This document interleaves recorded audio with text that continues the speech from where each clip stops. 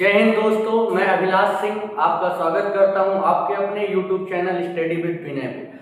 आज हम अपनी भूगोल की कक्षा को आगे बढ़ाते हुए पार्ट 8 कवर करने वाले हैं, जिसके अंतर्गत हम भारत के तटीय भाग के वर्गीकरण के बारे में पढ़ेंगे कि भारत के तटीय भागों को कितने भागों में वर्गीकृत किया गया है।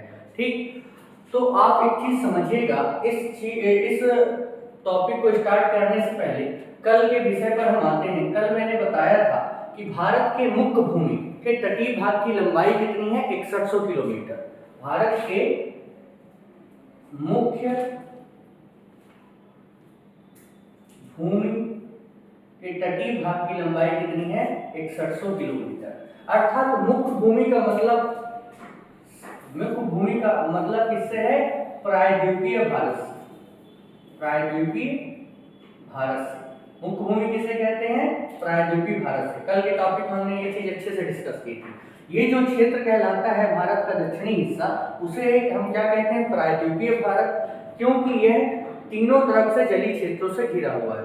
पूर्व में इसके बंगाल की खाड़ी, पश्चिम में अरब सागर और दक्षिण में हिंद महासागर। ठीक, तो ये प्रायद्वीपीय भारत की जो टोटल लंबाई है तटीय भाग की, तटीय क्षेत्र की टोटल लंबाई है कितनी है, 6100 किलोमीटर। ये कहां से आरंभ होती है, आपके गुजरात से लेकर पश्चिम बंगाल तक। ये जो लंबाई है गुजरात से लेकर पश्चिम बंगाल तक की, ये कितनी है, टोटल 6100 किलोमीटर। इस 6100 किलोमीटर की लंबाई के तटीय क्षेत्र के अंतर्गत 9 राज्य और 2 केंद्र शासित प्रदेश आते हैं। इन 9 राज्य 2 केंद्र शासित प्रदेशों के तटीय क्षेत्रों को विभिन्न भागों में वर्गीकृत किया गया है। ठीक है, भौगोलिक दृष्टिकोण से इन तटीय क्षेत्रों को विभिन्न भागों में वर्गीकृत किया गया है। तो अब आपको पता है कि भारत का जो पश्चिमी तटीय क्षेत्र है वो अरब सागर से सीमा बनाता है, पूर्वी तटीय क्षेत्र है वो बंगाल की खाड़ी के साथ सीमा बनाता है। भारत के पश्चिमी तटीय क्षेत्र पर लगभग 5 राज्य और केंद्र शासित प्रदेश आते हैं और पूर्वी तटीय क्षेत्र पर 4 राज्य और 1 केंद्र शासित प्रदेश का विस्तार है। ठीक, तो इन तटीय क्षेत्रों को विभिन्न भागों में वर्गीकृत करके विभिन्न तटों का निर्माण किया गया है। तो आइए हम समझते हैं इन तटीय क्षेत्रों को। सबसे पहले हम पश्चिमी तट को देखते हैं कि कितने भागों में विभाजित किया गया है। तो गुजरात से लेकर केरल तक का क्षेत्र, ये गुजरात है, गुजरात से लेकर केरल तक के तटीय क्षेत्र को हम पश्चिमी तट कहते हैं और इस तटीय क्षेत्र को 5 तटीय क्षेत्रों में विभाजित किया गया है। क्या समझ में आ रहा है कि गुजरात से लेकर केरल तक के तटीय क्षेत्र को कितने भागों में विभाजित किया गया है, तो 5 तटीय क्षेत्रों में विभाजित किया गया है। सबसे पहला तटीय क्षेत्र है कच्छ का तट, दूसरा है सौराष्ट्र या काठियावाड़ तट, तीसरा है कोंकण तट, चौथा है काकीनाडा या कनारा का तट और 5वां है मालाबार तट। तो आइए हम इन तटीय क्षेत्रों के विस्तार को समझते हैं कि इन तटीय क्षेत्रों का विस्तार किस राज्य में और कहां से कहां तक है। तो सबसे पहले है पश्चिमी तट पर कच्छ का तट। सबसे पहले क्या है, कच्छ का तट। तो कच्छ का तट समझना है तो यहाँ आप ध्यान दीजिए, ये है आपका गुजरात राज्य, ये है गुजरात राज्य। अब गुजरात राज्य के इस वाले क्षेत्र से यहाँ से क्या स्टार्ट हो जाता है, आपका अरब सागर। यहाँ क्या है, अरब सागर। अब अरब सागर का जो जलीय क्षेत्र है, गुजरात के इस गैप पर ये पानी आकर भर जाता है। अब मैंने बताया था कि जब कोई जलीय क्षेत्र 3 तरफ से किसी भूखंड से घिरा हुआ होता है, उसे हम क्या कहते हैं, खाड़ी कहते हैं। तो ये जो जलीय क्षेत्र है, यहाँ से भी भूमि, यहाँ से भी भूखंड और यहाँ से भी भूखंड, 3 तरफ से भूमि से घिरा हुआ है, इस कारण हम ये खाड़ी कहेंगे। और यहाँ पास कौन सी खाड़ी, कच्छ की खाड़ी।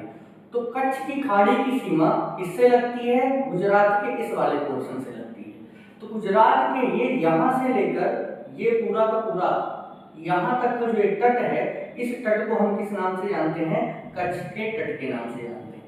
समझ में आई होगी बात। ये जो आंतरिक ये जो तट है, ये ध्यान से देखिए, ये जो तटीय क्षेत्र है यहाँ से लेकर आपका यहाँ तक, ये जो तटीय क्षेत्र है इसे किस नाम से जाना जाता है, कच्छ का तट।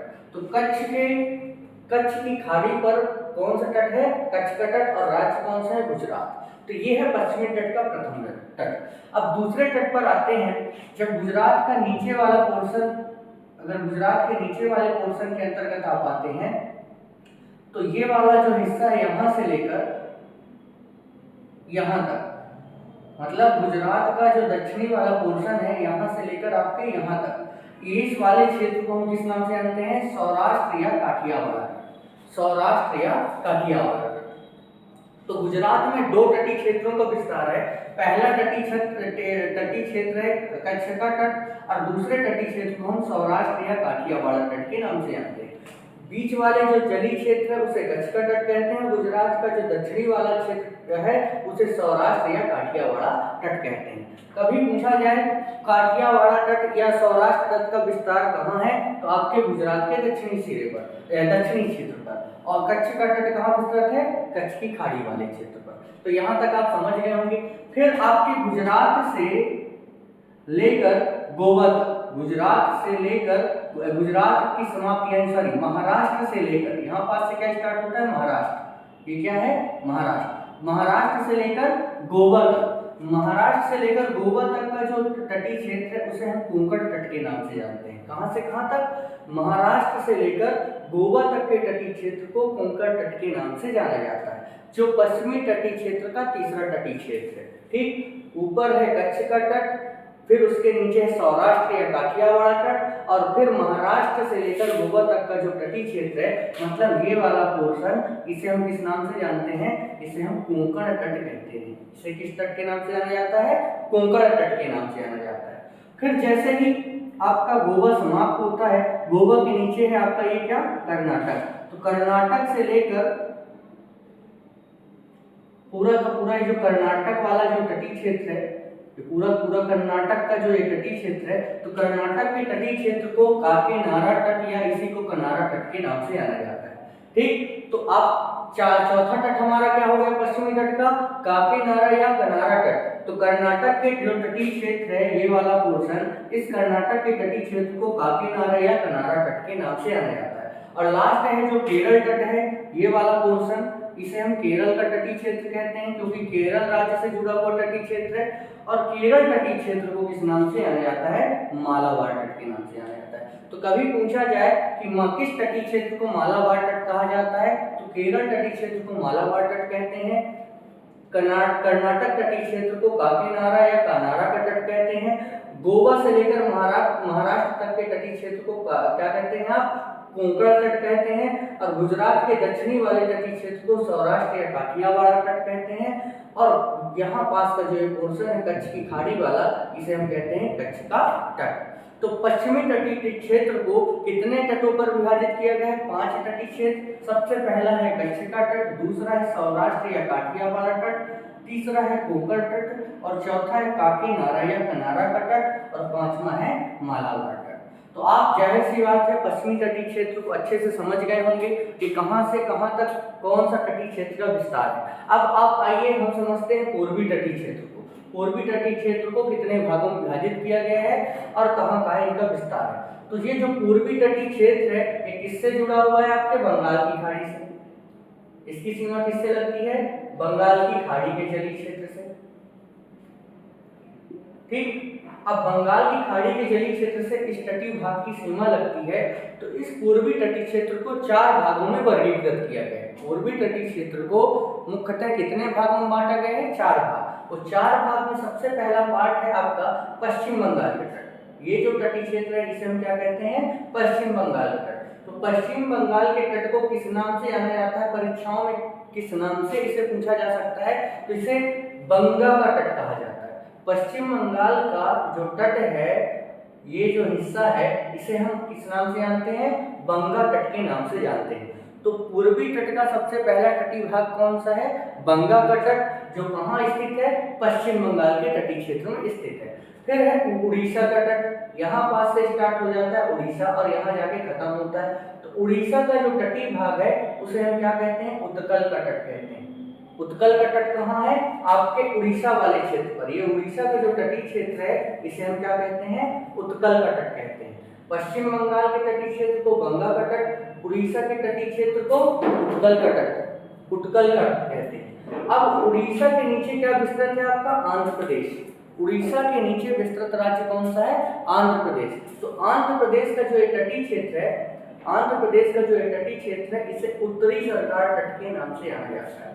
ठीक, प्राचीन समय में इस क्षेत्र को उत्तरी सरकार क्षेत्र के नाम से जाना जाता था। वर्तमान में इस तटीय क्षेत्र का ही नाम क्या रख दिया गया है, उत्तरी सरकार तट। ठीक, तो सबसे पहले मैंने क्या बताया, बंगाल के तटीय क्षेत्र को बंगा का तट, उड़ीसा के तटीय क्षेत्र को उत्कल का तट, आंध्र प्रदेश के तटीय क्षेत्र को उत्तरी सरकार तट, और चौथा है जो पूर्वी तट का भाग उसे हम कहते हैं कोरोमंडल तट। तो तमिलनाडु का जो पूरा का पूरा तटीय क्षेत्र है इसे किस नाम से जाना जाता है, कोरोमंडल तट के नाम से जाना जाता है। तो हमने टोटल 9 तटीय क्षेत्रों को कवर कर लिया, जिसमें हमने पश्चिमी तट पर 5 तटीय क्षेत्र को कवर किया और पूर्वी तट पर 4 तटीय क्षेत्रों को कवर किया। ठीक है, पश्चिमी तट पर क्या क्या थे आपका, कच्छ का तट गुजरात, सौराष्ट्र या काठियावाड़ तट ये भी गुजरात, फिर कोंकण तट महाराष्ट्र से लेकर गुजरात तक, फिर कर्नाटक के तटीय क्षेत्र को काकीनाडा या कनारा का तट, और जो आपका केरल तटीय क्षेत्र था उसे मालाबार तट कहा जाता था। समझ में आई बात। वास्को डी गामा जब 1498 में भारत में आए थे तो किस तटीय क्षेत्र पर आए थे पूछा जाए तो मालाबार तट पर आए थे। ठीक, तो ये हो गए 5 आपके पश्चिमी तटीय क्षेत्र पर, और 4 कहाँ है आपके पूर्वी तटीय पर, गंगा का तट, पश्चिम बंगाल का तटीय क्षेत्र, उत्कल का तट, उड़ीसा का तटीय क्षेत्र, आंध्र प्रदेश का तट, उत्तरी सरकार तट, और तमिलनाडु के तटीय क्षेत्र को कोरोमंडल तटीय क्षेत्र के नाम से जाना जाता है। तो आज इस टॉपिक के अंतर्गत हमने कितने टोटल तटीय क्षेत्र का वर्णन किया, 9 तटीय क्षेत्र। अब आगे हम स्टार्ट करते हैं भारत की जलीय सीमा। ठीक है, क्योंकि आपने देखा होगा कि यहाँ साइड बंगाल की खाड़ी विस्तृत है और यहाँ साइड अरब सागर और दक्षिण में हिंद महासागर। तो हमें ये भी जानना आवश्यक है कि बंगाल की खाड़ी के कितने जलीय क्षेत्र तक, अरब सागर के कितने जलीय क्षेत्र तक हमारा भारतीय सरकार का अधिकार है, कितने क्षेत्र पर हमारी सेनाएं लग सकती हैं, कितने क्षेत्र पर हम समुद्री चीजों का उपयोग कर सकते हैं। तो अब आइए हम प्रारंभ करते हैं भारत की अंतरराष्ट्रीय स्तर पर जो क्या कहते हैं समुद्री तटीय क्षेत्र है उस पर अधिकार क्षेत्र, भारत का समुद्री अधिकार क्षेत्र। ठीक है, तो हम इस चीज को कवर करने का कार्य करते हैं। ठीक है, तो हम क्या पढ़ रहे थे, अंतरराष्ट्रीय समुद्री सीमा के क्षेत्र। तो अंतरराष्ट्रीय स्तर पर आपको एक विवाद बता दूं, देखिए संयुक्त राष्ट्र संघ में वर्तमान में 193 मान्यता प्राप्त देश हैं। ठीक, अब इनमें से जो कुछ देश हैं जिनकी सीमा समुद्री क्षेत्रों से लगती है और कुछ देश ऐसे हैं जिनकी सीमा समुद्री क्षेत्रों से नहीं लगती, लेकिन वो देश भी चाहते हैं कि हम भी समुद्री क्षेत्रों के उद्योगों का, खनिजों का और समुद्री क्षेत्र में पाए जाने वाले जीवों का क्या करें, उपभोग करें। लेकिन जिन देशों के किनारों पर समुद्री क्षेत्र, वो नहीं चाहते कि ऐसे देश जिनके किनारों पर कोई समुद्री क्षेत्र नहीं है वो हमारे क्षेत्र पर आकर क्या करें, उपभोग करें समुद्री क्षेत्र का। इस कंडीशन से क्या होता था कि देशों के मध्य समुद्री क्षेत्र में सामानों के उपयोग करने पर विवाद खड़ा हो जाता था। तो अंतरराष्ट्रीय स्तर पर संयुक्त राष्ट्र संघ ने समुद्री सीमा पर, समुद्री क्षेत्रों पर उपभोग करने के लिए कोई भी जलीय क्षेत्र, जैसे आप ये समझ लीजिए जैसे यहाँ ये अरब सागर, ठीक, ये अरब सागर का क्षेत्र, यहाँ साइड पाकिस्तान है। अब भारत, ये जो अरब सागर के क्षेत्र, पाकिस्तान के लोग यहाँ आकर क्या करते हैं, इस क्षेत्र का उपभोग करते हैं। अब गवर्नमेंट ने क्या किया, भारत सरकार ने क्या किया, पाकिस्तान पर प्रतिबंध लगा दिया।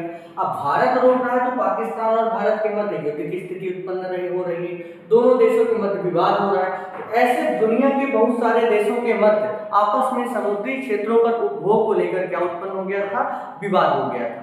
तो इस विवाद को समाप्त करने के लिए अंतरराष्ट्रीय स्तर पर संयुक्त राष्ट्र संघ ने सभी देशों की एक बैठक बुलाई और उस बैठक पर यह तय किया कि समुद्री क्षेत्र पर उपभोग करने के लिए, नियंत्रण स्थापित करने के लिए, सेना लगाने के लिए एक निश्चित सीमा तक क्या किया जाएगा, एक नियम कानून बनाया जाएगा।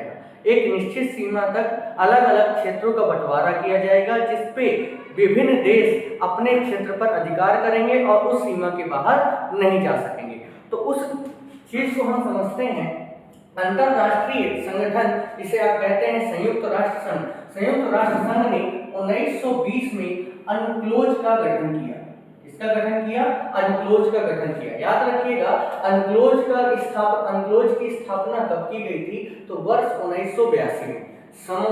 समुद्री क्षेत्रों पर कानून बनाने के लिए अंतरराष्ट्रीय स्तर पर सबसे पहले कानून कब बनाया गया था, तो 1982 में बनाया गया था।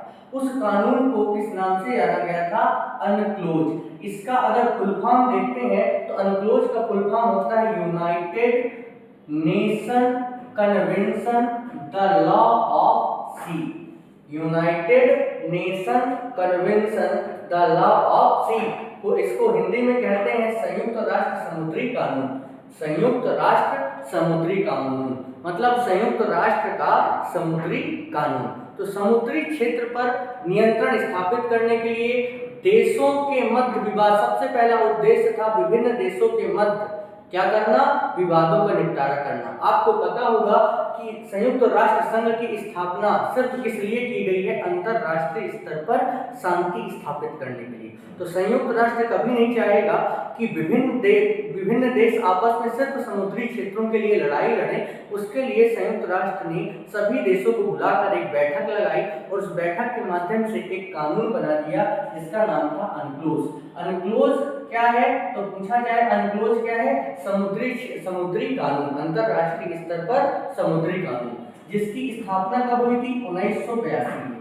इसे प्रभावी कब किया गया? मतलब बना कब ये अनक्लोज? 1982 में।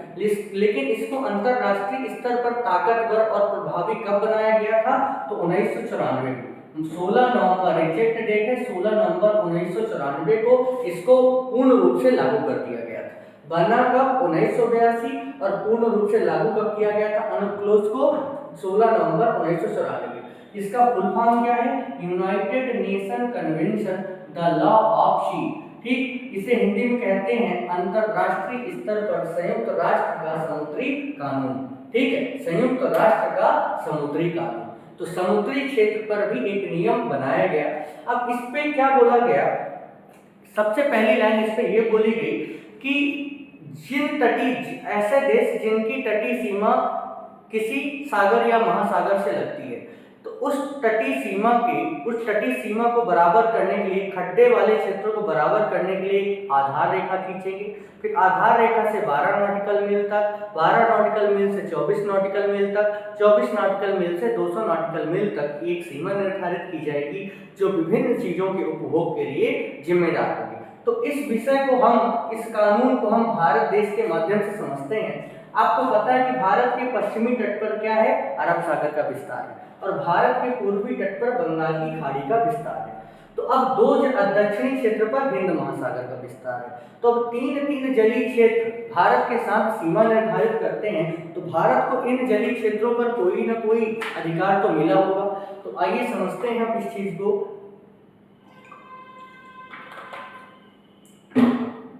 देखिए, सबसे पहले ये है भारत की मूल भूमि। ये जो स्थान है ये आप देख रहे हैं क्या है? भारत का मूल भूखंड। अब आपको पता है कि जो तटीय क्षेत्र होते हैं अक्सर कटे फटे होते हैं समुद्री लहरों के कारण। जैसे ये गड्ढा देखिए, समुद्री लहरों के कारण जो भूमि वाला हिस्सा होता है, स्थली वाला भाग अंदर की ओर धंस जाता है। मतलब उसके तटीय क्षेत्र जो मिट्टी वाला पोर्शन होता है वो कटकर समुद्री लहरों के साथ बह जाता है। तो कानून ये कहता है कि सबसे पहले आप उस तटीय क्षेत्र को बराबर करने के लिए एक आधार रेखा खींची जानी चाहिए। तो भारत में जो कटा फटा हुआ क्षेत्र है ये पूरा का पूरा, इसको बराबर करने के लिए एक रेखा खींची गई है जो आप देख रहे हैं। इसे हम क्या कहते हैं? आधार रेखा, यानी बेस लाइन। इंग्लिश में क्या कहा जाएगा इसे? Base line. हिंदी में इसे कहा जाएगा आधार रेखा। सबसे पहली रेखा क्या खींची जाएगी? आधार रेखा। और आधार रेखा के अंदर ये जो पानी भरा हुआ है, आधार रेखा के अंदर ये जो पानी भरा हुआ है, इसे क्या बोला जाएगा? आंतरिक जल क्षेत्र। इसे क्या बोला जाएगा? आंतरिक जल क्षेत्र, इनर वाटर जोन, आंतरिक जल क्षेत्र। तो आधार रेखा के आंतरिक भाग पर जो जलीय क्षेत्र होगा उसे आंतरिक जल क्षेत्र कहा जाएगा। और आधार रेखा किस लिए खींची जाएगी? कटे फटे क्षेत्र को बराबर करने के लिए। जैसे ये क्षेत्र है कटा फटा, समझिए, तो इस कटे फटे क्षेत्र को बराबर करने के लिए ये क्या कर दिया गया? एक आधार रेखा खींच दी गई। और इसके आंतरिक जलीय क्षेत्र, इसके अंदर का जो जलीय क्षेत्र है इसे क्या बोला गया? आंतरिक जल क्षेत्र, इनर वाटर जोन। अब इस पे सीधा सीधा ये होगा कि आंतरिक जलीय क्षेत्र जो है, आधार रेखा के अंदर स्थित आंतरिक जलीय क्षेत्र पर उस देश का पूर्णतः कंट्रोल होगा, उस देश का पूर्णतः अधिकार होगा जिस देश की वह आधार रेखा होगी। कहने का तात्पर्य ये है कि ये जो आंतरिक जल क्षेत्र है यानी आधार रेखा के आंतरिक वाला भाग, इस पर किसका पूरा का पूरा अधिकार होगा? भारत का पूरा अधिकार होगा। मतलब ये जो छिछला समुद्र वाला भाग है तटीय क्षेत्र पर, इस क्षेत्र पर भारत चाहे मछली पकड़ना चाहे या समुद्री क्षेत्र का जो भी उपभोग करना चाहे, बंदरगाह बनाना हो, सेना लगानी हो, किसी भी प्रकार का इस क्षेत्र पर काम करना है, इस क्षेत्र पर आपके भारत सरकार को पूर्णतः अधिकार होता है इस क्षेत्र पर, क्योंकि ये क्षेत्र ऐसा माना जाता है कि पहले इसी भूखंड का भाग था, लेकिन समुद्री लहरों के कारण ये कट पिट गया। तो सबसे पहले क्या खींचा गया? आधार रेखा। आधार रेखा का उद्देश्य क्या है? तो आधार रेखा का उद्देश्य क्या होता है? कटे पटे क्षेत्र को बराबर करना। अपनी नोट्स पर लिख लीजिएगा कि सबसे पहले समुद्री कानून के तहत क्या खींची जाएगी? Base line. और बेस लाइन का उद्देश्य क्या होगा?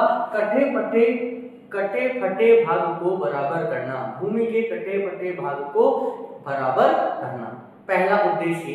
फिर बोला गया कि जब ये बेस लाइन खींच दी जाएगी, आधार रेखा खींच दी जाएगी, तो एक चीज और आप समझ लीजिएगा, एक चीज और आप समझिए, जो समुद्री दूरी है उसे नॉटिकल मील में मापा जाता है। समुद्री दूरी को किसमें मापा जाता है? नॉटिकल मील में। यहां पास लिख दे रहा हूं, समुद्री दूरी को किसमें मापा जाता है? नॉटिकल मील। समुद्री दूरी को किसमें मापते हैं? नॉटिकल मील। तो कभी पूछा जाए कि समुद्री दूरी मापने की इकाई क्या कहलाती है, तो नॉटिकल मील। और एक नॉटिकल मील बराबर होता है 1.8 किलोमीटर। 1.8 किलोमीटर। एक नॉटिकल बराबर क्या होता है? एक नॉटिकल बराबर होता है 1.6 किलोमीटर, लेकिन एक नॉटिकल मील बराबर क्या होता है? 1.8 किलोमीटर। आपको ये बात को याद रखना, इसको भले मत याद रखिए। एक नॉटिकल मील बराबर, एक नॉटिकल मील का मतलब होता है समुद्री मील, तो एक नॉटिकल मील का मतलब होता है 1.8 किलोमीटर। ठीक, अब समझिएगा, ये है हमारी बेस लाइन, ये क्या है? आपकी आधार रेखा। बोला गया इस कानून का दूसरा नियम, पहला नियम आप समझ गए आधार रेखा वाला और आंतरिक जल क्षेत्र। अब बोला गया इस कानून का अनुक्लोज का दूसरा नियम ये कहता है कि जो बेस लाइन है, बेस लाइन से 12 नॉटिकल मील तक का क्षेत्र, कितने नॉटिकल मील? 12 नॉटिकल मील तक का क्षेत्र। कहां से कहां? आधार रेखा से 12 नॉटिकल मील तक के जलीय क्षेत्र को हम क्या कहेंगे? प्रादेशिक सीमा का क्षेत्र। प्रादेशिक सीमा का क्षेत्र, इसे क्या कहा जाएगा? प्रादेशिक सीमा का क्षेत्र। इंग्लिश में इसे कहा जाएगा टेरिटोरियल सी या टेरिटोरियल जोन। टेरिटोरियल सी या टेरिटोरियल जोन। ठीक, समझ में आई बात? 12 नॉटिकल मील कहां से? ये है बेस लाइन। मतलब आप यहां पास समझिए इस चीज को, जैसे यहां पास देखिए, ये कटा फटा क्षेत्र था, इसको बराबर करने के लिए हमने ये आधार रेखा खींच दी। अब आधार रेखा से 12 नॉटिकल मील तक, ये है 12 नॉटिकल मील, मतलब यहाँ तक का जो ये क्षेत्र है, ये क्या कहलाएगा? प्रादेशिक सीमा का क्षेत्र। इसे हम क्या कहेंगे? प्रादेशिक सीमा क्षेत्र। प्रादेशिक सीमा क्षेत्र, इसी को इंग्लिश में बोला जाएगा टेरिटोरियल जोन सी। टेरिटोरियल सी या टेरिटोरियल जोन। ठीक, कहां तक? 12 नॉटिकल मील तक। अब आपको पता है कि एक नॉटिकल मील में 1.8 किलोमीटर होता है, तो 12 नॉटिकल मील में यदि मैं 1.8 किलोमीटर का गुणा करता हूं, तो यहां से यहां तक की वास्तविक दूरी कितनी आ जाती है? 21.6 किलोमीटर। तो बेस लाइन से यानी आधार रेखा से 12 समुद्री मील तक की दूरी यानी 21.6 किलोमीटर की दूरी क्या कहलाती है? प्रादेशिक सीमा का क्षेत्र या टेरिटोरियल सी कहलाता है। अब टेरिटोरियल सी या जो प्रादेशिक सीमा का जो ये क्षेत्र होता है, इस क्षेत्र पर सभी प्रादेशिक कानून, सारे के सारे जो राज्य के कानून होते हैं, ये जो प्रादेशिक मतलब समझ रहे हैं, यहाँ पास आपको पता है 9 राज्य और 2 केंद्र शासित प्रदेश इस तटीय भाग पर स्थित है। तो ये 9 राज्य और 2 केंद्र शासित प्रदेश, ये सारे के सारे क्या है प्रदेश, और ये प्रादेशिक क्षेत्र, ये प्रादेशिक मतलब ये राज्य इन क्षेत्रों पर किसी भी प्रकार के नियम कानून बना सकते हैं, क्योंकि ये इनके तटीय भाग होते हैं। इस क्षेत्र का ये किसी भी प्रकार से उपभोग कर सकते हैं, जैसे छोटे बंदरगाह का निर्माण करना, बंदरगाह का निर्माण करना, किसी भी प्रकार से समुद्री क्षेत्र का उपयोग करना, जैसे नमक बनाना हो या मछली का उत्पादन कर मछलियों को मारने का काम हो, ठीक है, मत्स्य उद्योग करना हो या पेट्रोल निकालना हो, तो इस नए द्वीपीय क्षेत्रों का निर्माण करना हो, तो ये प्रादेशिक क्षेत्र जो कहलाते हैं, प्रादेशिक क्षेत्र इसलिए ही कहा जाता है नहीं कि इस पे जो ये तटीय प्रदेश होते हैं, ये तटीय प्रदेश इस क्षेत्र पर अपने नियम कानून बनाने का काम करते हैं। ठीक, इस क्षेत्र को टेरिटोरियल एरिया कहा जाता है, जिसमें सारे के सारे प्रादेशिक कानून बनाए जाते हैं, और ये प्रदेश सारे के सारे प्रादेशिक यहाँ पास अपने कानून बनाते हैं प्रदेश, और यहाँ अपने संसाधनों का क्या करते हैं, दोहन करते हैं। मतलब यहाँ के संसाधनों का दोहन किया जाएगा, और इस क्षेत्र पर जो प्रादेशिक राज्य हैं, इस क्षेत्र पर का क्या करेंगे, उपभोग करेंगे। ये हो गया 12 नॉटिकल मील तक की कहानी। फिर दूसरी कहानी आपको समझ में आ गई। प्रादेशिक सीमा या टेरिटोरियल एरिया कहाँ तक होगा, आपकी आधार रेखा, ये है आधार रेखा, आधार रेखा से लेकर प्रादेशिक सीमा तक का क्षेत्र, मतलब बेस लाइन से टेरिटोरियल सीमा का क्षेत्र 12 नॉटिकल मील का होगा, मतलब किलोमीटर में 1.6 किलोमीटर, और इस क्षेत्र पर प्रादेशिक कानून चलेगा और संसाधनों का दोहन किया जाएगा। यहाँ तक की चीज समझ में आई। ठीक, फिर बोला गया कि 12 नॉटिकल मील तक ये जो लाइन है, इसे हम क्या कहेंगे, प्रादेशिक सीमा। अब प्रादेशिक सीमा 12 नॉटिकल तक समाप्त हो जाती है, तो 12 नॉटिकल मील के बाद 24 नॉटिकल मील तक का क्षेत्र, यहाँ से यहाँ तक का जो क्षेत्र, कितना क्षेत्र, 24 नॉटिकल मील तक का क्षेत्र क्या कहलाएगा, संलग्न क्षेत्र। इसे क्या कहेंगे आप, संलग्न क्षेत्र।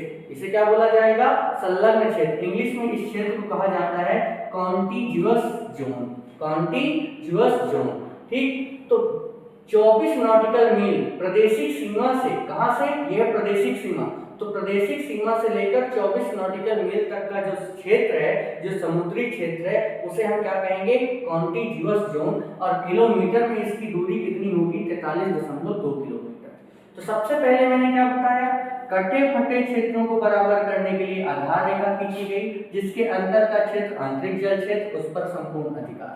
फिर आप बेस लाइन यानी आधार रेखा से 12 नॉटिकल मील यानी 21.6 किलोमीटर तक का क्षेत्र प्रादेशिक सीमा, जिस पर पूरे के पूरे राज्यों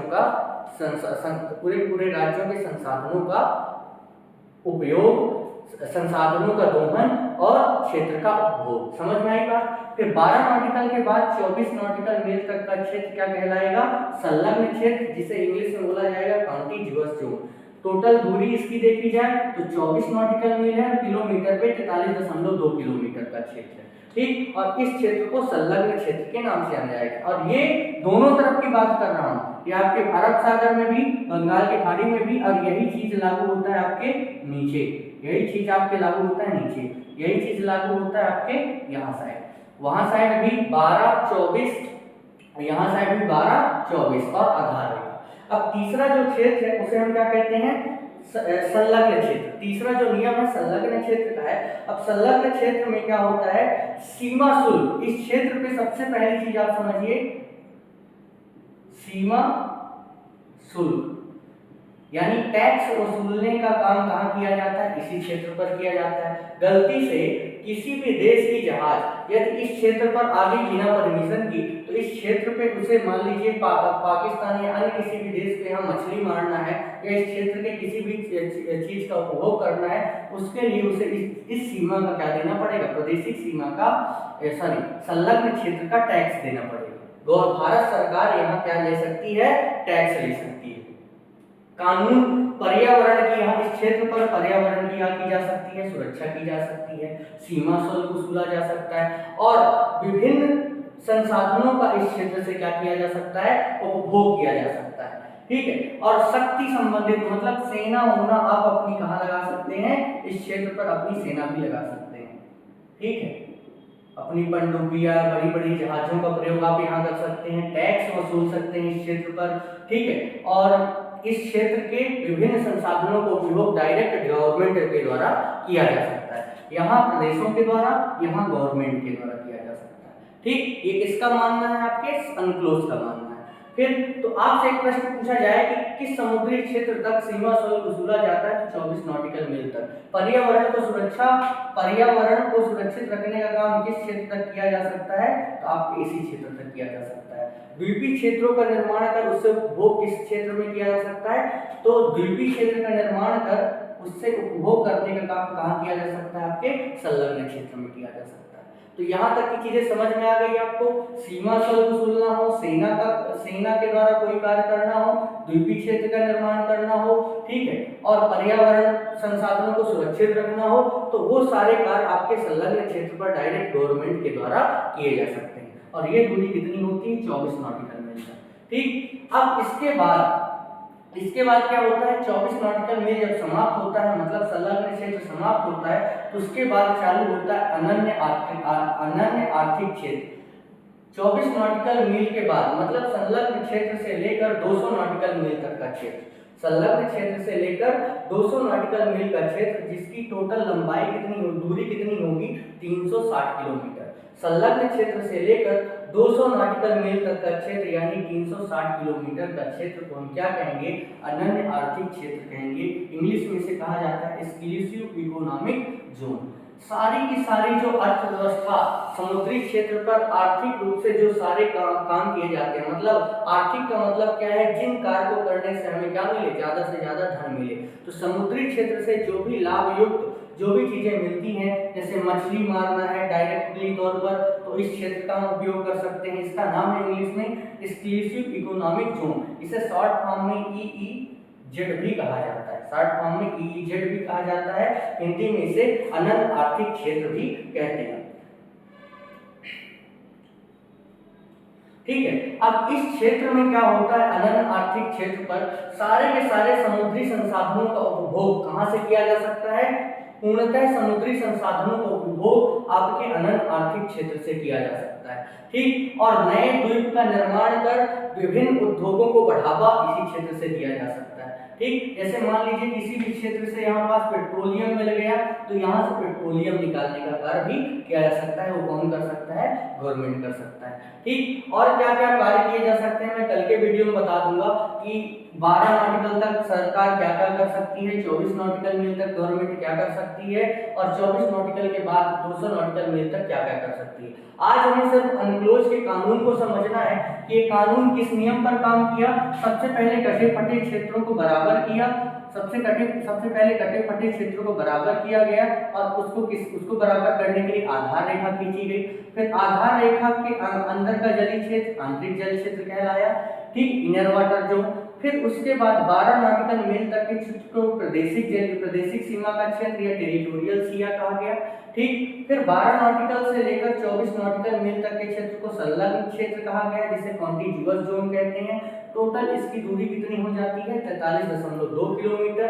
और संलग्न क्षेत्र से 200 नॉटिकल मील तक के क्षेत्र को अनन्य आर्थिक क्षेत्र कहते हैं। टोटल इसकी दूरी कितनी है? 200 नॉटिकल मील, और कुल दूरी है 360 किलोमीटर।